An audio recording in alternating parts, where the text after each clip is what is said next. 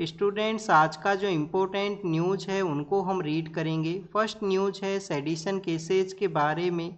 Supreme court ने कहा है कि सेडिशन केस के जो अक्यूज्ड पर्सन है, अगर उनको ऑब्जेक्शन नहीं है तो उनके केस का जो ट्रायल एंड अपील प्रोसेस है उसको कैरी आउट है वो किया जा सकता है। स्टूडेंट, सुप्रीम कोर्ट ने यहाँ पे ट्रायल एंड अपील प्रोसेस है उसके बारे में मेंशन किया। तो क्या अर्लियर फेज के अंदर में सुप्रीम कोर्ट ने कुछ रेस्ट्रिक्शंस वो लगाए थे क्या सेडिशन केसेज के रिगार्डिंग में? 2022 के समय हमारे जो सीजीआई हुआ करते थे एनवी रमन्ना सर, उन्होंने एक बैलेंस अप्रोच के बारे में मेंशन है वो किया था, और जो ये सेडिशन का जो कानून है उसको ऑब्जेक्ट है वो किया गया था उनके द्वारा। स्टूडेंट, सेडिशन का जो लॉ है वो कॉलोनियल एरा के समय में ब्रिटिश अथॉरिटीज़ के द्वारा लाया गया था, हमारे जो फ्रीडम फाइटर्स हैं उनकी एक्टिविटी को रेस्ट्रिक्ट करने के रिगार्डिंग में। तो 1870 के समय जो आईपीसी है, इंडियन पीनल कोड जो हुआ करता था, प्रेजेंट समय के अंदर तो आप देखिए कि बीएनएस है, भारतीय न्याय संहिता है, और इसका जो जो सेक्शंस है उसके थ्रू आपको जो वर्किंग है वो देखने के लिए मिलता है। तो 1870 के समय में आईपीसी है उसको अमेंड किया गया, और उसके अंदर में एक सेक्शन है 124A, उसको इंसर्ट है वो किया गया। प्रेजेंट समय में हमारा जो कंट्री है वो एक इंडिपेंडेंट नेशन है, डेमोक्रेटिक राइट्स हैं वो सिविलियन पर्सनस को अवेलेबल हैं। तो जो सिविल लिबर्टी का जो फ्रेज है उसका एक बैलेंस अप्रोच होना चाहिए सिक्योरिटी ऑफ द स्टेट के साथ में, ये हमारे सीजीआई के द्वारा मेंशन है वो किया गया। और ट्रायल्स को भी रेस्ट्रिक्ट किया गया। न्यू एफआईआर है जो सेडिशन के बेस के ऊपर में रजिस्टर हो उसको भी रेस्ट्रिक्ट है वो किया गया, और सेंटर इस कानून को रिकन्सिडर है वो करे। अब आप देखिए कि ट्रायल एंड अपील प्रोसेस है जिसको अलाउ किया गया है सुप्रीम कोर्ट के द्वारा। हमारे यूपीएससी के एग्जाम से रिलेटेड क्या बेसिक इन्फॉर्मेशन आपको पता होना चाहिए, तो आपको सेडिशन लॉ के बारे में जानकारी है वो होना चाहिए कि जो कानून लाया गया था उसका अल्टीमेट ऑब्जेक्टिव है वो क्या था। अल्टीमेट ऑब्जेक्टिव यही था कि हमारा जो फ्रीडम फाइटर्स का एक्टिविटी है उनको रेस्ट्रिक्ट है वो करना। 1870 के समय में ये लाया गया था, आईपीसी को अमेंड करते हुए सेक्शन 124A है उसको वहाँ पे इंसर्ट किया गया। फर्स्ट इंडियन कौन पर्सन है जिनके अगेंस्ट में सेडिशन का जो लॉ है वो लगाया गया था और उनको सेडिशन के बेसिस के ऊपर में चार्ज है वो किया गया था? क्या स्टूडेंट सुरेंद्र नाथ बनर्जी हैं जिन्होंने बंगाली के अंदर में एक जज के अगेंस्ट में कुछ लिखा था, क्या उसके रिगार्डिंग में उनको चार्ज किया गया था? क्या फर्स्ट इंडियन है जो सेडिशन बेसिस के ऊपर में? तो जो सुरेंद्र नाथ बनर्जी को जो चार्ज किया गया था वो तो बेसिकली वर्नाकुलर प्रेस एक्ट के रिगार्डिंग में था। वर्नाकुलर प्रेस एक्ट जो कि 1878 के समय में आया था, जिसमें हमारा जो लोकल इंडियन लैंग्वेज का जो न्यूज़पेपर्स हैं उनको टारगेट किया गया था। और आप देखिए किसी वर्नाकुलर प्रेस एक्ट की वजह से हमारे यहाँ पे एक मैगजीन आया करती थी, अमृत बाजार पत्रिका, जिसको कि घोष ब्रदर्स हैं वो रिलीज किया करते थे। मोतीलाल घोष हैं, शिशिर कुमार घोष हैं, और उन्होंने ओवर द नाइट इस अमृत बाजार पत्रिका को इंग्लिश के अंदर में कन्वर्ट है वो किया था। और काफ़ी सारे हमारे इंग्लिश के न्यूज़पेपर्स उसी वजह से आए थे, वर्नाकुलर प्रेस एक्ट की वजह से, जिसमें द हिंदू न्यूज़पेपर भी है, जो भी आप देखिए कि 1878 के समय ही स्टार्ट हुआ था जी सुब्रमण्यम अय्यर के द्वारा। अब स्टूडेंट्स, यहाँ तो हमने वर्नाकुलर प्रेस एक्ट, सुरेंद्र नाथ बनर्जी, उनके बारे में देखा, बट फर्स्ट इंडियन कौन थे जिनको सेडिशन के बेसिस के ऊपर में चार्ज है वो किया गया था? तो जो फर्स्ट इंडियन हुआ करते थे उनका नाम है जोगेंद्र चंद्र बोस। जोगेंद्र चंद्र बोस हैं जिनको कि 1891 के समय में एक मैगजीन के अंदर में उनके द्वारा राइटिंग किया गया, एज ऑफ कंसेंट, जो एज ऑफ कंसेंट था जिसके अंदर में गर्ल्स का जो मैरिज एज है जिसको इंक्रीज किया गया था, तो एज ऑफ कंसेंट को उन्होंने क्रिटिसाइज किया था। उसी के बेसिस पे उनके ऊपर में राजद्रोह या देशद्रोह का जो ये जो चार्ज है वो लगा दिया गया था। क्या स्टूडेंट्स इसके बाद में कोई और इंडियन पर्सन है जिनके अगेंस्ट में भी लगा था? आप देखिए कि तिलक के अगेंस्ट में लगाया जाता है, तिलक के अगेंस्ट में लगाया गया जब उन्होंने केसरी के अंदर में कुछ राइटिंग किया था, और केसरी का राइटिंग के अंदर में जो ब्रिटिश ऑफिशियल्स हैं जिनको कि हमारे चापेरकर ब्रदर्स ने मार दिया था, तो उनको आप देखिए कि उन्होंने वैलिड किया था। उनको बताया गया था कि इस तरीके से शिवाजी ने अफजल खान का जो मर्डर किया उसके इक्विलेंट उसको कंपेयर है वो कर दिया गया था तिलक के द्वारा। नेक्स्ट अगर हम बात करें, महात्मा गांधी के अगेंस्ट में भी सेडिशन का चार्ज लगाया जाता है। 1922 के समय में जब उन्होंने यंग इंडिया के अंदर में गवर्नमेंट को क्रिटिसाइज किया था, तो आप देखिए कि यंग इंडिया में क्रिटिसाइज करने की वजह से एम के गांधी हैं उनको भी, उनके अगेंस्ट में भी ये लगा था। अब प्रेजेंट समय में एक बैलेंस अप्रोच है वो होना चाहिए, उसका यहाँ पे मेंशन किया गया। ट्रायल्स को कंडक्ट करने के लिए अलाउ किया गया है, जो कि 4 ईयर बिफोर रेस्ट्रिक्ट है वो कर दिया गया था। Students, India Africa forum summit के बारे में है next news. India Africa forum summit का जो मीटिंग है वो ऑर्गेनाइज होने वाला था, बट आप देखिए कि अफ्रीका के वहाँ पे इबोला का जो आउटब्रेक हुआ है, इबोला के जो केसेस सामने आए हैं, स्पेशली कोंगो एंड युगांडा का जो रीजन है वहाँ पे, तो उसकी वजह से अब स्टूडेंट्स इसको पोस्टपोन्ड है वो किया गया है, फोरम समिट को यहाँ पे पोस्टपोन्ड है वो कर दिया गया। लास्ट टाइम जो फोरम समिट कब ऑर्गेनाइज हुआ था, 2015 के समय में ऑर्गेनाइज हुआ था। तो एक बार हम फोरम समिट का जो बेसिक है उसको यहाँ पे देखते हैं। स्टूडेंट्स, अफ्रीका के साथ में हमारा जो कनेक्टिविटी है वो इम्पोर्टेंट है, क्योंकि अफ्रीका भी आप देखिए कि एनर्जी सिक्योरिटी के लिए भी इम्पोर्टेंट है, क्योंकि वहाँ पे काफ़ी सारे मिनरल्स हैं वो पाए जाते हैं। और अफ्रीका का जो एस्पिरेशन है वो यहाँ पे ग्लोबल साउथ के एस्पिरेशन को भी मैच करता है, और इंडिया आप देखिए कि ग्लोबल साउथ के लीडर के रूप से इमर्ज हुआ है प्रेजेंट कंटेक्स्ट के अंदर में। तो इंडिया ने अफ्रीका के साथ में अपना जो कनेक्टिविटी है, ये जो फोरम समिट है उसको 2008 के समय में स्टार्ट किया था। 2008 के बाद में जो नेक्स्ट मीटिंग ऑर्गेनाइज हुआ वो 2011 के समय में हुआ था, और 11 के बाद में जो थर्ड समिट है वो आप देखिए कि 2014 के समय में होता, बट उस दौरान में भी इबोला का आउटब्रेक हुआ था। वेस्टर्न पार्ट ऑफ अफ्रीका का जो रीजन है वहाँ पे इबोला के केसेस सामने आए थे 2014 में, जिसमें गिनिया नाम का कंट्री है, लाइबेरिया नाम का कंट्री है, और सेरिया लियोन नाम का नेशन है। तो आप देखिए कि उस दौरान में भी 1 ईयर डिले के अंदर में 2015 के समय में दिल्ली के वहाँ पे ऑर्गेनाइज होता है, और 2026 के अंदर में होता, बट यहाँ पे भी इबोला का जो केस है वो आए हैं। हमारा जो मिनिस्ट्री ऑफ एक्सटर्नल अफेयर है और इसके अलावा अफ्रीकन यूनियन का वहाँ का जो अथॉरिटी है, उन्होंने एक प्रेस को रिलीज करते हुए ये इन्फॉर्म है वो यहाँ पे किया गया। स्टूडेंट्स, नेक्स्ट आपके लिए क्या इंपॉर्टेंट होना चाहिए, आपको इबोला क्राइसिस के बारे में पता होना चाहिए। WHO का आप देखिए कि जो हाईएस्ट फॉर्म ऑफ अलर्ट हुआ करता है, जो किसी भी डिजीज़ के आउटब्रेक के समय में वो यहाँ पे अलर्ट को इशू करते हैं, तो उन्होंने रिसेंटली जो public health emergency of the international concern है उसको यहाँ पे इबोला के रिगार्डिंग में रिलीज है वो किया है। क्या स्टूडेंट्स, प्रेजेंट समय में ये जो अलर्ट है वो सिर्फ इबोला के ही रिगार्डिंग में है, या कोई और डिजीज़ है उसके रिगार्डिंग में भी अलर्ट है जो एग्जिस्टेंस में है? पोलियो के रिगार्डिंग में भी अलर्ट है जो एग्जिस्टेंस के अंदर में हुआ करता है। इंडिया तो आप देखिए कि पोलियो फ्री नेशन है, इंडिया पोलियो फ्री नेशन का जो स्टेटस है वो हमने अचीव किया है। 2009 के समय में public health emergency of the international concern का ये कॉन्सेप्ट है वो स्टार्ट हुआ था, जब भी कोई ऐसा आउटब्रेक होता है जो ह्यूमैनिटी को प्रोटेक्ट करने के लिए वन काइंड ऑफ अलर्ट है, वन काइंड ऑफ सिचुएशन है, तो उसमें अलर्ट को ये जो गाइडलाइंस हैं उनको इशू किया जाता है WHO के द्वारा। WHO ने आप देखिए कि 2009 के समय में फर्स्ट टाइम H1N1, जिसको कि हम स्वाइन फ्लू के नाम से भी जानते हैं, H1N1 जिसको हम किसके नाम से जानते हैं, स्वाइन फ्लू के नाम से, उसके रिगार्डिंग में ये public health emergency of international concern का जो अलर्ट है उसको इशू किया था। नेक्स्ट WHO ने अलर्ट को इशू किया 2014 के समय में पोलियो के रिगार्डिंग में, कि पोलियो के जो केसेज हैं वो सामने आने लगे हैं, तो उसको हमें डील करना है। 14 के बाद में आप देखिए कि फिर इबोला के रिगार्डिंग में इसको इशू किया था 14 के ही समय में, जब वेस्टर्न पार्ट ऑफ अफ्रीका के अंदर में इबोला के जो केसेज हैं वो सामने आए थे। इबोला के बाद में आप देखिए कि 2016 में जीका वायरस के रिगार्डिंग में अलर्ट है उसको इशू किया गया। जीका वायरस जो कि लैटिन पार्ट ऑफ अमेरिका है वहाँ पे हुआ था। जीका वायरस के बाद में कोविड का आउटब्रेक हुआ, कोविड के रिगार्डिंग में इशू किया गया 2020 के समय में, कोविड की रिगार्डिंग में। और रिसेंटली आप देखिए कि 2024 में जो एमपोक्स है उसके रिगार्डिंग में ये इशू है वो हुआ है, कोविड-19, और कोविड-19 के बाद में 2024 में एमपोक्स जो कि लास्ट 2 ईयर से कंटिन्यूस था, तो उसके रिगार्डिंग में अलर्ट इशू हुआ, और अभी इबोला के रिगार्डिंग में फिर से है। स्टूडेंट्स, आप देखिए कि यहाँ पे पब्लिक हेल्थ इमरजेंसी तो हुआ है, कोंगो युगांडा के वहाँ पे, साउथ सूडान के वहाँ पे केसेस सामने आए हैं।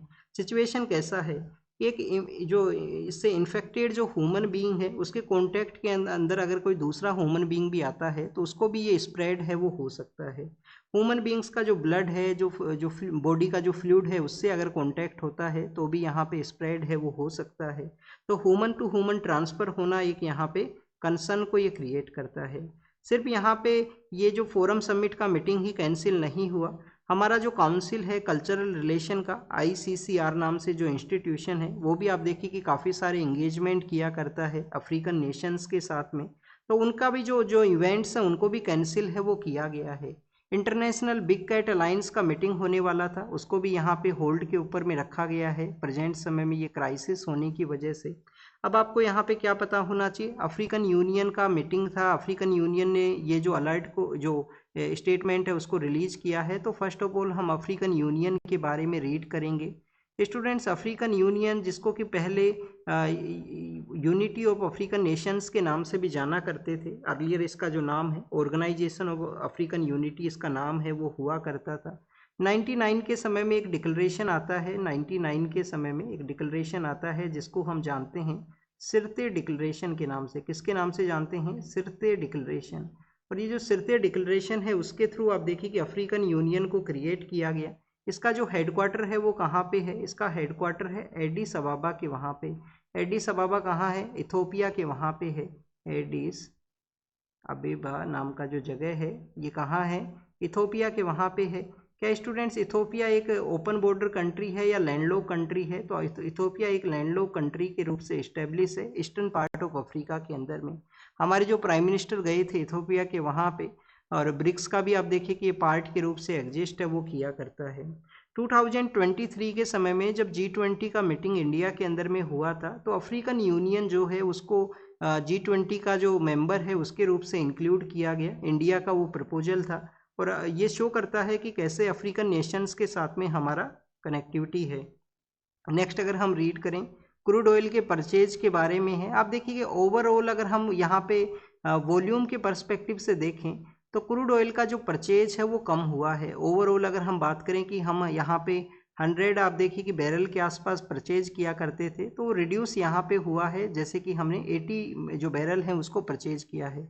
तो बाई वॉल्यूम तो आप देखिए कि यहाँ पे रिड्यूस हुआ है, बट अगर हम वैल्यू के पर्सपेक्टिव से देखें तो वैल्यू यहाँ पे इंक्रीज किया है। वैल्यू इंक्रीज किया है डेट मीन्स क्या है कि कम यहाँ पे जो पेट्रोल का जो प्रोडक्ट है वो ज़्यादा प्राइस के अंदर में मिला है। उसका मीनिंग ये है कि स्टेट ऑफ हॉर्मुज जिसको कंट्रोल किया गया, जहाँ से क्रूड ऑयल एंड ऑयल का जो supply, crude oil and gas का जो सप्लाई होता था उसको इम्पैक्ट हुआ है। और इम्पैक्ट होने की वजह से प्राइस इंक्रीज करना ग्लोबल मार्केट के अंदर में काफ़ी इजीली आप इसको प्रेडिक्ट कर सकते हो। कोई भी सप्लाई के अंदर में मिसमैनेज होता है तो प्राइस उसके इंक्रीज हैं वो किया करते हैं। नेक्स्ट स्टूडेंट्स, हमारे यहाँ पे जो जो ट्रांसपोर्टर्स हुआ करते हैं उन्होंने भी आप देखिए कि अपना रेट को इंक्रीज किया है। जो ट्रांसपोर्टर्स हैं जो कि एक जगह से दूसरी जगह के अंदर में सामान है उसको भेजा करते हैं। हमारे यहाँ पे ट्रांसपोर्टेशन के कौन कौन से वेज हैं जो लार्जर वे में एग्जिस्ट करते हैं? लार्जर वे के अंदर में आप देखिए कि जो हमारे यहाँ पे हाईवेज हैं उनको हम यूज किया करते हैं। हाईवेज के अंदर में जो ट्रक्स हैं वो ट्रांसफ़र करते हैं एक जगह से दूसरी जगह के अंदर में थिंग्स को। नेक्स्ट अगर हम बात करें स्टूडेंट्स, हमारे यहाँ पे जो वाटरवेज हैं उनको भी यूज करने का एक प्लान था। काफ़ी सारे हमारे नेशनल वाटरवेज हैं जिनको कि लाया गया था। 111 हमारे यहाँ पे टोटल वाटरवेज हैं, उनको प्रपोज भी किया गया था। वाटरवेज के अलावा अगर हम रीड करें स्टूडेंट्स, हमारे यहाँ पे एयर के थ्रू भी जो कार्गो है उसका भी सप्लाई हुआ करता है। बट स्टिल जो रेलवे का भी एक नेटवर्क है, बट स्टिल जो हाईवे का जो नेटवर्क है वो डोमिनेट है, वो किया करता है। नेक्स्ट अगर हम रीड करें स्टूडेंट्स, यहाँ पे मणिपुर के अंदर में एक ऑर्गेनाइजेशन है उसके बारे में मेंशन किया गया है। मणिपुर का जो वैली का एरिया है वहाँ पे ये ऑर्गेनाइजेशन है जो ऑपरेट किया करता है, जिसमें ये जो पी इसका जो यहाँ पे जो टर्म है उसका मीनिंग है कि पेम्बई इसको बोला करते हैं। पेम्बई इसको बोला करते हैं। अब आप देखिए कि इनके द्वारा कुछ वेपन्स हैं जिनको कि लूटा गया था, उसको ये बेचने का फिराक में थे। अब उनको यहाँ पे सीज कर लिया गया है। जो हमारी सिक्योरिटी फोर्सेज हैं, स्पेशली जो मणिपुर पुलिस है, आसाम राइफल्स है, CRPF है, उनका एक जॉइंट ऑपरेशन के थ्रू ये जो वेपन्स को जो बेचना चाह रहे थे उनको यहाँ पे सीज है वो किया गया है। हमारे जो डिफेंस मिनिस्टर हैं साउथ कोरिया के विजिट के लिए गए हैं, तो साउथ कोरिया के विजिट के लिए हैं हमारे डिफेंस मिनिस्टर। वहाँ पे इंडियन सोल्जर्स के मेमोरी के अंदर में एक मेमोरियल है उसको ओपन किया गया है। तो मेमोरियल वहाँ पे ओपन हुआ है। इंडियन सोल्जर्स का जो कंट्रीब्यूशन है स्पेशली कोरियन वॉर के समय में, जिसको 75 ईयर्स हैं वो भी कंप्लीट हुए हैं। तो कोरियन वॉर के समय में हमारे सोल्जर्स ने क्या वहाँ पे कंट्रीब्यूट किया था? फर्स्ट ऑफ ऑल आप देखिए कि हमारा जो पैरा एक विंग होता है बेसिकली डिफेंस फोर्स में, पैरा का जो फील्ड एम्बुलेंस है उन्होंने एक इम्पोर्टेंट रोल प्ले किया था। जो कस्टोडियन फोर्स ऑफ इंडिया हुआ करती थी वहाँ पे इसके अलावा आप देखिए कि रिपेट्रिएशन का जो प्रोसेस है उसके अंदर में भी हमारे जो मिलिट्री के जो ऑफिशियल हैं, स्पेशली जो के.एस. थिमैया नाम से हमारे जनरल भी हुआ करते थे, 3rd जनरल होते थे के.एस. थिमैया सर। तो उस दौरान में उन्होंने वहाँ पे लीड किया था, रिपेट्रिएशन के प्रोसेस को कैरी आउट किया था कोरियन वॉर के दौरान में। तो उन सब जो मिलिट्री हेड्स हैं, जो मिलिट्री जनरल्स हैं, उनका जो कंट्रीब्यूशन को रिकॉग्नाइज करते हुए इस जो मेमोरियल है उसको ओपन किया गया है साउथ कोरिया के वहाँ पे। स्टूडेंट्स, नॉर्थ कोरिया और साउथ कोरिया का जो बॉर्डर एरिया है, जो उनका बॉर्डर शेयर हुआ करता है, आप देखिए कि क्या वो किसी भी दो कंट्री के बिटवीन में one of the largest border है क्या, लार्जेस्ट लैंड बॉर्डर के रूप से एग्जिस्ट करता है क्या। तो ये आप कमेंट सेक्शन के अंदर बताना कि लार्जेस्ट जो लैंड बॉर्डर है वो कौन से दो कंट्रीज के बिटवीन में आया करता है। क्या इंडिया का भी टॉप 5 के अंदर में नेम आपको देखने के लिए मिलता है, इंडिया और बांग्लादेश, जो कि आप देखें कि 4096 है। तो इसको भी एक आपको देखना है। क्या बताना है आपको कि फर्स्ट लार्जेस्ट जो बॉर्डर है, लैंड बॉर्डर, वो कौन से दो नेशंस के बिटवीन में है। और सेकंड आपको बताना है क्या इंडिया का भी बॉर्डर है वो टॉप 5 के अंदर में आया करता है क्या बांग्लादेश के साथ में। नेक्स्ट अगर हम रीड करें स्टूडेंट्स, चाइल्ड मैरिज के बारे में है। चंदौली नाम का जो डिस्ट्रिक्ट है ईस्टर्न पार्ट तो उत्तर प्रदेश के अंदर में, वहाँ पे एक गर्ल चाइल्ड है जिन्होंने आप देखिए कि अपना मैरिज के रिगार्डिंग में उन्होंने बेसिकली जो मैरिज को ऑब्जेक्ट करते हैं, जब उनका चाइल्डहुड के अंदर में मैरिज किया गया था। और अब उनका एक मूवमेंट को वहाँ पे बताया गया है कि कैसे ग्रास रूट लेवल के ऊपर में जो चाइल्ड मैरिज को रोकने के लिए वो इनिशिएटिव्स को कैरी आउट करते हैं। जैसे कि आप देखिए कि ये कच्चा घर है, कच्चा घर के ऊपर का दीवारों पे लिखा गया है कि बाल विवाह अभी नहीं और कभी नहीं, ये यूथ ग्रुप उसका यहाँ पे मैसेज है। तो उनके ऑर्गेनाइजेशन के बारे में मेंशन है, बट हमारा गवर्नमेंट अथॉरिटी है वो किस तरीके से काम करते हैं, कैसे वो चाइल्ड मैरिज को रोकने के रिगार्डिंग में उनके इनिशिएटिव हुआ करते हैं। फर्स्ट ऑफ ऑल अगर हम यूनिसेफ का रिपोर्ट के बारे में रीड करें, यूनिसेफ का जो रिपोर्ट आया करता है कि जो चिल्ड्रन और एजुकेशन के रिगार्डिंग में अपना काम किया करता है, तो यूनिसेफ ने बताया है कि वर्ल्ड के अंदर में जितना भी चाइल्ड मैरिज होती हैं 34% जो चाइल्ड मैरिज है वो इंडिया के अंदर में आपको देखने के लिए मिलेंगी। तो टोटल जो वर्ल्ड के अंदर में चाइल्ड मैरिज है जिसमें 34% है वो इंडिया के अंदर में है। इंडिया में भी अगर हम 50% का जो एरिया है उसको यहाँ पे रीड करें तो 5 स्टेट्स हैं उनका डोमिनेशन है, 5 ऐसे स्टेट्स हैं जिनका डोमिनेशन है जो 50% में कंट्रीब्यूट करते हैं। तो कौन कौन से हैं वो ये स्टेट, यहाँ पे उत्तर प्रदेश है, बिहार है, उत्तर प्रदेश है, बिहार है, वेस्ट बंगाल है, वेस्ट बंगाल के अलावा स्टूडेंट्स मध्य प्रदेश है और महाराष्ट्र है। ये टोटल 5 स्टेट्स का जो यहाँ पे ग्रुप है अराउंड 50% का चाइल्ड मैरिज को कंट्रीब्यूट है वो किया करता है। अब इसके रिगार्डिंग में क्या होना चाहिए, अब इसके रिगार्डिंग में ये होना चाहिए कि हमारे यहाँ पे चाइल्ड मैरिज का एक्ट लाया गया, जैसे 2006 में लाया गया prohibition of child marriage act, कि चाइल्ड मैरिज को प्रोहिबिट करना है कि जो मिनिमम एज है उससे पहले अगर शादी होता है, अर्लियर फेज में होता है, तो पेरेंट्स को भी यहाँ पे चार्ज किया जाएगा। उस शादी के अंदर में कोई गवर्नमेंट सर्वेंट भी अगर पार्टिसिपेट करता है तो उनके अगेंस्ट में भी जो केसेज हैं वो कैरी आउट होंगे। Child marriage welfare protection committee भी बनता है, चाइल्ड जो वेलफेयर प्रोटेक्शन कमेटी है उसको भी कॉन्स्टिट्यूट किया गया। ग्रास रूट लेवल के ऊपर में हमारे जो आंगनवाड़ी वर्कर होते हैं, जो हमारे अदर जो एक्टिविस्ट हैं वो रोल प्ले करते हैं, बट उनके कुछ क्वेश्चंस हैं कि उनको प्रॉपर फंड होना चाहिए, उनको प्रॉपर सपोर्ट मिलना चाहिए जिससे कि वो बेटर वर्क कर सकें और ऐसे जो जो जो जो बच्चे हैं उनका जो चाइल्डहुड है उसको बचा सकें यहाँ पे किसी भी तरीके से, इस तरीके का जो मैरिज का इंस्टीट्यूशन है उसमें एंट्री से रिगार्डिंग में। फिर आप देखिए कि बैट्स के बारे में मेंशन है। बैट्स बेसिकली क्या हुआ करते हैं, मैमल्स ये हुआ करते हैं और इनके अंदर में काफ़ी सारे वायरस पाए जाते हैं, बट इनका जो बॉडी है वो उसको इम्पैक्ट नहीं करते हैं। तो बैट्स के रिगार्डिंग में एक न्यूज़ मेंशन था, फ्राइडे का न्यूज़पेपर है। नेक्स्ट अगर हम रीड करें स्टूडेंट्स, कास्ट के बारे में है। कल का जो न्यूज़पेपर था आप देखिए उसके अंदर में कास्ट का जो काउंट है वो नहीं किया जाना चाहिए सेंसस एक्सरसाइज के साथ में। ये सुप्रीम कोर्ट के वहाँ पे एक पेटिशन है वो फाइल हुआ था। कल के न्यूज़पेपर का जो न्यूज़ है उसको यहाँ पे हम रेफ़र करते हैं। तो आप देखिए कि फर्स्ट जो न्यूज़ है उसी के अंदर में मेंशन किया गया था कि कास्ट का जो काउंटिंग है वो नहीं होना चाहिए। फिर सुप्रीम कोर्ट ने क्या ऑब्जर्व किया था कि कास्ट का काउंट करना है या नहीं करना है बेसिकली सेंट्रल गवर्नमेंट के डोमेन के अंदर में है। सेंट्रल गवर्नमेंट का डोमेन है जो पॉलिसी का पार्ट है उसके अंडर में है। काउंट करना किसी भी तरीके से रॉन्ग प्रैक्टिस नहीं है। किसी भी सेक्शन ऑफ सोसाइटी है उसके बैकवर्डनेस को अगर हमें पता करना है तो उसके लिए जो काउंटिंग है वो मोस्ट इम्पोर्टेंट है, वो यहाँ पे मेंशन कर दिया गया था। लास्ट टाइम 1931 के समय में ये एक्सरसाइज है वो कंडक्ट हुई थी 1931 के समय में। और अब आप देखिए कि यहाँ पे लास्ट ईयर जो cabinet committee on political affair है, cabinet committee on political affair, उन्होंने अलाउ किया था कि सेंसस के साथ में कास्ट का जो काउंटिंग है वो किया जाएगा। हमारे जो फॉर्मर वाइस प्रेसिडेंट है उनके भी स्टेटमेंट को यहाँ पे मेंशन किया गया था। फॉर्मर वाइस प्रेसिडेंट ने जब गवर्नमेंट ने अलाउ किया था, धनखड़ साहब ने कहा था कि ये इंस्ट्रूमेंट ऑफ यहाँ पे जो इंटीग्रेशन है उसके रूप से काम करेगा, यहाँ पे इस तरीके से काउंटिंग है उसको कैरी आउट किया जाना। एग्जाम के लिए क्या पता होना चाहिए, सेंसस के बारे में पता होना चाहिए। मिनिस्ट्री ऑफ होम अफेयर्स के अंदर में रजिस्ट्रार जनरल ऑफ इंडिया का ऑफिस है जो सेंसस का एक्सरसाइज को कंडक्ट करता है। एवरी 10 ईयर के बेसिस पे ये कंडक्ट हुआ करता है।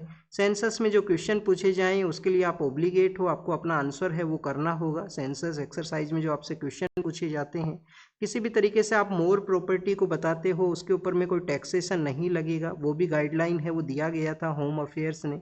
विकास और प्रगति हैं वो सेंसस एक्सरसाइज के दो मखोटे हैं, जो मस्कट्स हैं उनको अडोप्ट किया गया है गवर्नमेंट के द्वारा।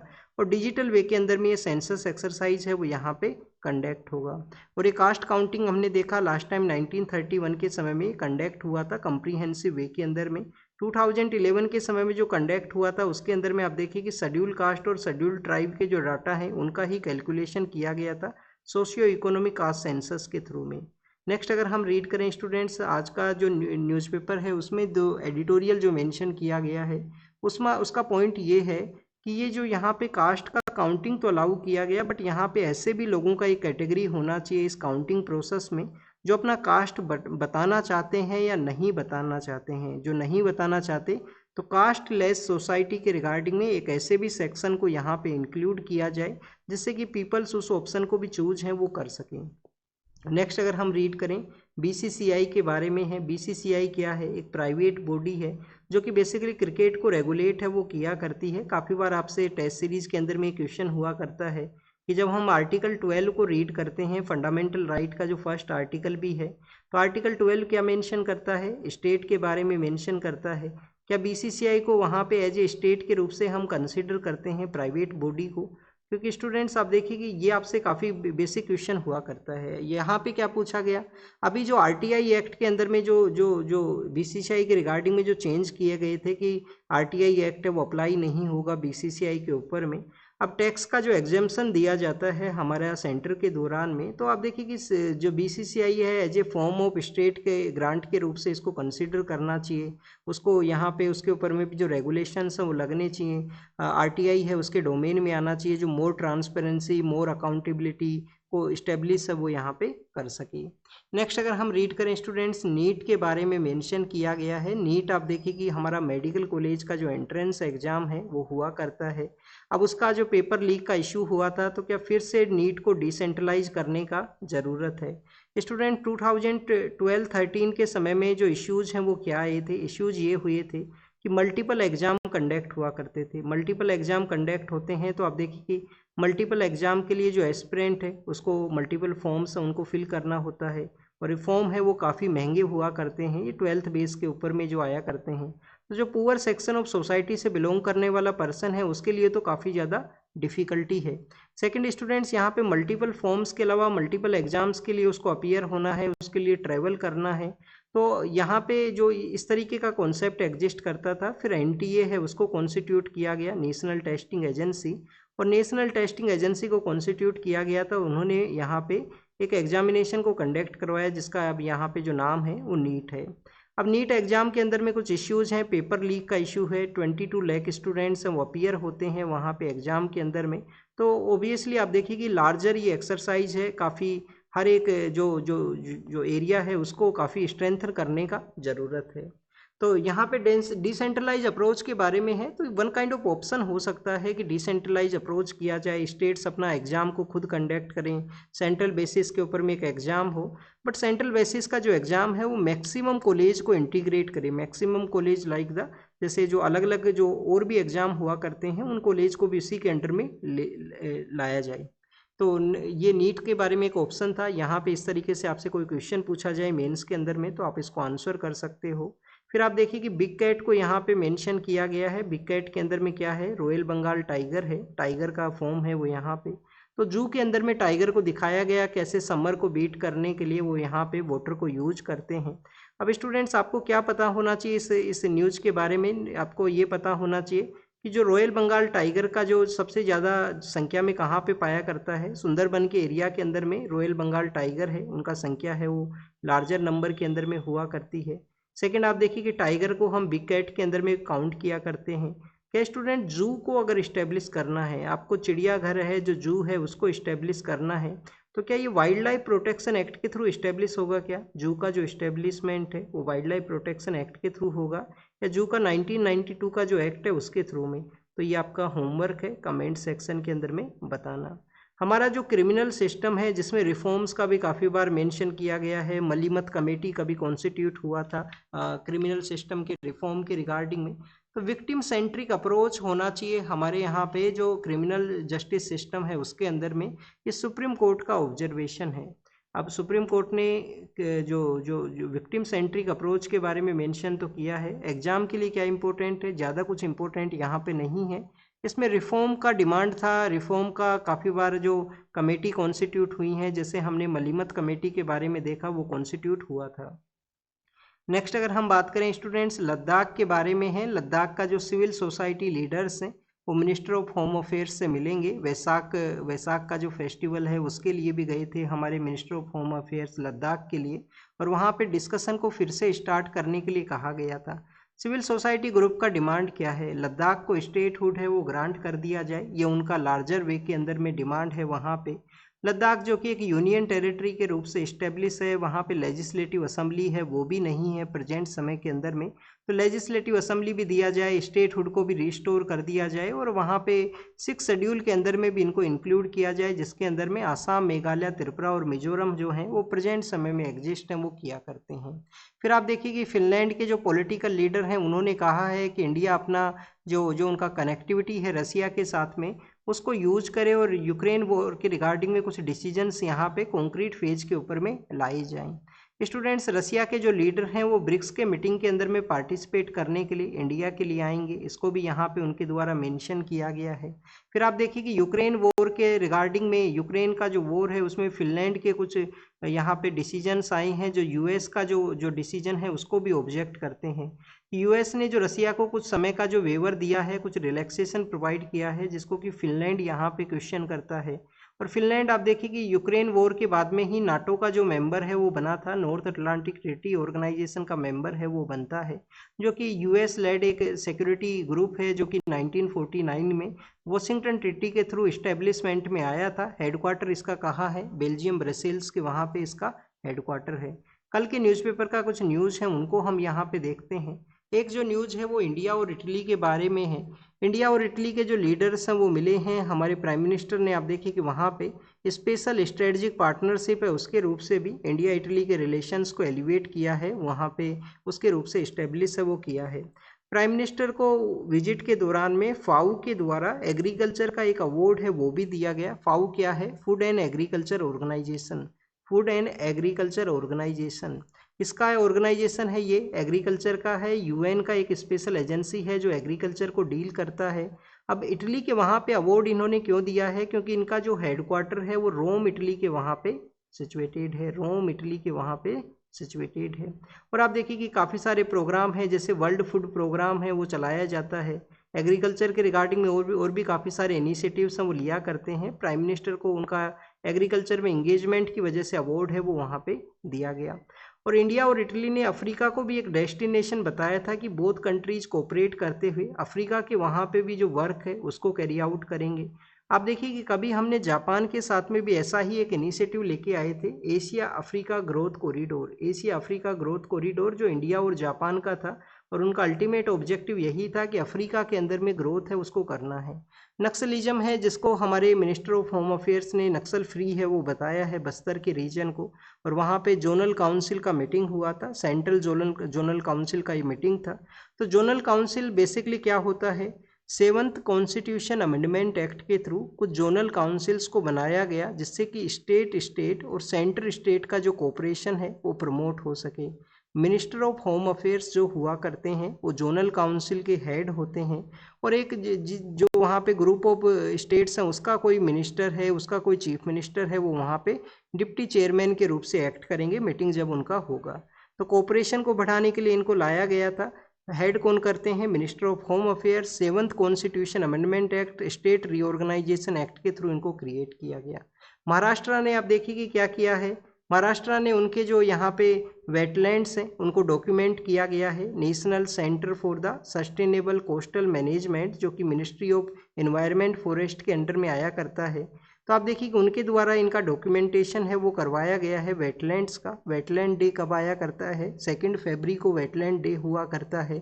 हमारे यहाँ पे जो आप देखिए कि रामसर साइट्स हैं जो वेटलैंड के अंदर में इंपॉर्टेंट साइट हैं जिनको कि रामसर के रूप से डेजिग्नेट करते हैं। 1971 के समय ईरान के वहाँ पे एक रामसर नाम की जगह है जो कैस्पियन सी के साथ में एरिया शेयर करता है। वहाँ पे रामसर कन्वेंशन को लाया गया था वेटलैंड कंजर्वेशन प्रोटेक्शन के रिगार्डिंग में। तो स्टूडेंट्स 2 फरवरी का जो डे है उसको एज ए हम वेटलैंड डे के रूप से ऑब्जर्व करते हैं, और यहाँ पे डॉक्यूमेंटेशन, लीगल प्रोटेक्शन उन सब के बारे में है। के रेलवे प्रोजेक्ट के बारे में है। केरल का जो प्रोजेक्ट था जो कि अर्लियर गवर्नमेंट का इनिशिएटिव था, प्रेजेंट गवर्नमेंट ने उसको कैंसिल किया है। जिन फार्मर्स का लैंड लिया गया था उनको भी यहाँ पे कैंसिल है वो कर दिया गया है, वापस से उनको रिटर्न किया जाएगा। मानसून के बारे में मेंशन है। हमारा जो साउथ वेस्ट मानसून है जो कि आप देखिए कि केरल के थ्रू एंटर करता है। 1 जून का जो डे है उसको ऑन सेट ऑफ मानसून के रूप से हम कंसीडर करते हैं, बट यहाँ पे 26 मई को ही आप देखिए कि जो मानसून है उसका ऑन सेट होगा, कुछ दिनों पहले उसका ऑन सेट होगा। अभी हमारा जो हमारा जो IMD है, इंडियन मेट्रोलॉजिकल डिपार्टमेंट है, उन्होंने भी आप देखिए कि एक जो फोरकास्ट का रिगार्डिंग में बताया था कि अल नीनो होने की वजह से बेटर मानसून कंडीशंस वो नहीं रहेंगे, काफ़ी बिलो द नॉर्मल जो मानसून है वो यहाँ पे रहेगा। और आप देखिए कि कुछ कंडीशंस भी हैं कि पॉजिटिव इंडियन ओशियन डाइपोल हो, north part of that northern hemisphere के अंदर में स्नोफॉल है उसको भी यहाँ पे कंडीशन बताया गया कि उसकी वजह से मानसून कंडीशंस हैं वो इम्प्रूव हो सकती हैं अगर कुछ यहाँ पे इस तरीके का कंडीशन डेवलप होता है। तो नेक्स्ट अगर हम रीड करें स्टूडेंट्स आज का जो न्यूज़पेपर है उसके बारे में हम देखते हैं। आज का जो न्यूज़ है वो है इंडिया का UN के वहाँ पे क्लाइमेट रेजोल्यूशन के अंदर में एब्सेंट होना। तो इंडिया ने एब्सेंट किया है वोटिंग प्रोसेस के अंदर में जो कि UN के वहाँ पे हुआ। सुप्रीम कोर्ट ने एक पेटिशन को डिक्लाइन किया है जो कि फॉरेस्ट क्लियरेंस के बारे में था। एक बिजनेस ग्रुप को जो वहाँ पे जो अलोकेट किया गया है तो फॉरेस्ट क्लियरेंस जो उनको दिया गया तो उसके रिगार्डिंग में पेटिशन फाइल हुआ। हमारे जो जो जो चीफ जस्टिस ऑफ इंडिया है उनका एक स्टेटमेंट था कॉकरोच के रिगार्डिंग में। तो आप देखिए कुछ स्टेटमेंट के रिगार्डिंग में एक ह्यूमर को यूज करते हुए कॉकरोच जनता पार्टी नाम से एक हैंडल है वो क्रिएट किया गया। अब उसको विदहेल्ड किया गया है, उसके जो नया जो अकाउंट बनाया गया है एग्जाम के लिए नहीं इम्पोर्टेंट है, बट आप देखिए कि ये वन काइंड ऑफ जो हमारा यूथ है उसके एस्पिरेशन को शो कर सकता है कि कैसे यहाँ पे जो कॉमन थिंग्स है उनका रिक्वायरमेंट है कि रोड होना चाहिए, बेटर जो इलेक्ट्रिसिटी का फैसिलिटी होना चाहिए, सभी थिंग्स हैं वो अवेलेबल होना चाहिए। फिर पाकिस्तान के जो मिलिट्री चीफ हैं वो कहाँ पे गए हैं? वो ईरान के लिए गए हैं, एज ए मीडिएटर या मैसेंजर का काम किया है पाकिस्तान के द्वारा प्रेजेंट समय के अंदर में। और आप देखिए कि काफ़ी बार US के वहाँ पे, कभी ईरान के वहाँ पे उनका विजिट हुआ है। मीटिंग्स के लिए जो प्लेस है उसको भी ऑर्गेनाइज किया गया था उनके द्वारा पाकिस्तान के वहाँ पे। नेक्स्ट अगर हम बात करें फिलीपाइंस के बारे में है। इंटरनेशनल क्रिमिनल कोर्ट का जो वहाँ पे डिसीजन था उसको आप देखिए कि इम्प्लीमेंट करने के लिए फिलीपाइंस ने उनके जो मिनिस्टर हैं उनके अरेस्ट को अलाउ किया गया है। तो उसके बारे में मेंशन है वो यहाँ पे किया गया कि उन्होंने कैसे वहाँ पे किलिंग्स हैं उनको अलाउ किया था। नेक्स्ट अगर हम रीड करें स्टूडेंट्स POK के बारे में है। हमारा कश्मीर का वो एरिया जो पाकिस्तान के कंट्रोल के अंदर में है, तो वहाँ पे जो पुलवामा टेरर अटैक के जो मास्टरमाइंड थे उनका आप देखिए कि यहाँ पे उनके ऊपर में अटैक हुआ है, तो उसको यहाँ पे मेंशन किया गया। और स्टूडेंट्स यहाँ पे जो मेंशन है वो US के जो सैंक्शंस के बारे में है, जो पैलेस्टीनियन जो एक्टिविटी है उनके रिगार्डिंग में कुछ सेक्शंस लगाए गए थे उनको यहाँ पे लिफ्ट किया गया है। फिर आप देखिए कि ईरान के बारे में ही मेंशन किया गया और यूक्रेन के अटैक के बारे में है जो कंटिन्यूस न्यूज़ के अंदर में है, बोथ यूक्रेन का भी वॉर और ईरान का भी जो सिचुएशन है। तो this is all the information related to the today's newspaper. आप इसको रीड कीजिए, रिवाइज कीजिए, जो भी इन्फॉर्मेशन आपको मिला है उसको नोट डाउन कीजिए। Thank you students, thank you very much. और आप देखिए कि कल का जो न्यूज़पेपर था उसकी कुछ न्यूज़ को हम कवर किए हैं, कुछ न्यूज़ को अब यहाँ पे और भी देख लेते हैं जो इम्पोर्टेंट हों एग्ज़ाम के रिगार्डिंग में। नेक्स्ट स्टूडेंट्स, यहाँ पे आप देखिए कि बेल प्रोसेस के बारे में था। यूएपीए का जो एक्ट है उसके अंदर में आप देखिए कि बेल नहीं दिया जाता था, बट अब कोर्ट ने ऑब्जर्व किया कि बेल तो आप देखिए कि यहाँ पे राइट है और जेल एक्सेप्शन में देना है, तो यूएपीए के रिगार्डिंग में भी कोर्ट का जो डिसीजन आया है उसको यहाँ पे मेंशन किया गया है। फिर यहाँ पे जो मेंशन है वो कोर्ट के अंदर में जो बेसिकली कंटेम्प्ट के रिगार्डिंग में है कि काफ़ी बार आप देखिए कि ऐसे नॉर्मल इश्यूज हैं जिसके ऊपर में कोर्ट रिएक्ट करता है और उसको यहाँ पे मेंशन है वो किया गया है। फिर ओरल रिमार्क्स के बारे में है, इंस्टीट्यूशंस का क्या लिमिटेशन है, जो सीजीआई के जो चीफ जस्टिस ऑफ इंडिया हैं उन्होंने कैसे वहाँ पे मेंशन किया था कॉकरोच के बारे में, और उसके बाद में वो ह्यूमर के रिगार्डिंग में वो चैनल वो जो हैंडल है वो क्रिएट हुआ। ड्रोन के यूज के बारे में है, कैसे ऑपरेशन सिंदूर में ड्रोन यूज हुआ और कैसे न्यू फील्ड है, न्यू बैटल फील्ड का एरिया है वो इमर्ज हुआ है, उसको यहाँ पे मेंशन किया गया। अपर गंगा का जो एरिया है वहाँ पे कोई भी नया हाइड्रल प्रोजेक्ट वो नहीं आएगा एग्जिस्टेंस के अंदर में, ये गवर्नमेंट ने कहा है सुप्रीम कोर्ट के अंदर में। अर्लियर फेज में काफ़ी सारे हमारे प्रोजेक्ट चले हैं हाइड्रल पावर के लिए, जिससे कि हम वहाँ पे जो टोपोग्राफी है उसको मैक्सिमम वे के अंदर में यूज कर सकें। साउथ कोरिया के साथ में है स्ट्रेटजिक जो कोऑपरेशन हो सके बोथ नेशंस का, तो उसको मेंशन किया गया। और स्टूडेंट्स यहाँ पे प्रगति नाम का एक मिलिट्री एक्सरसाइज है जो मेघालय के वहाँ पे कंडक्ट होगा, तो उसका मेंशन है यहाँ पे। नए जो रूरल एम्प्लॉयमेंट जो कि विकसित भारत गारंटी फॉर रोजगार आजीविका मिशन ग्रामीण है, उनके नए जो एम्प्लॉयमेंट रूल्स हैं उनको लाया जाएगा एग्जिस्टेंस के अंदर में। और यहाँ पे आप देखिए कि जो क्यूबा के जो फॉर्मर जो लीडर हुआ करते थे उन्होंने यूएस के एक प्लेन को आप देखिए कि अटैक अलाउ किया गया था, अब उनको यहाँ पे चार्ज किया गया है, मर्डर का जो चार्ज है उसके बेसिस के ऊपर में। फॉर्मर जो क्यूबा के जो लीडर हैं उनके ये ब्रोदर हुआ करते हैं। फिर बोर्ड ऑफ पीस है, बोर्ड ऑफ पीस जो कि यूएस के द्वारा बनाया गया था, जो गाजा स्ट्रिप के अंदर में जो अटैक था इजराइल का उसके रिगार्डिंग में। अब उन्होंने कहा है कि हमास को डिसआर्म है वो करना होगा, यूएनएससी के वहाँ पे बोर्ड ऑफ पीस के द्वारा ये कहा गया। म्यांमार ने आप देखिए कि और भी जो मिलिट्री का जो एरिया है उसको कैप्चर किया है, जो कि थाईलैंड बॉर्डर के ऊपर में है, जो वहाँ पे मिलिटेंट्स ने कैप्चर कर लिया था, म्यांमार अथॉरिटीज़ ने उसको कैप्चर किया है फिर से। और फिलीपाइंस में जो इंटरनेशनल क्रिमिनल कोर्ट है उसके अरेस्ट के बारे में ही ये मेंशन किया गया। This is all the information related to the today's newspaper. आप इनको रीड कीजिए, रिवाइज कीजिए, जो भी इन्फॉर्मेशन आपको मिला है उसको नोट डाउन कीजिए। Thank you students, thank you very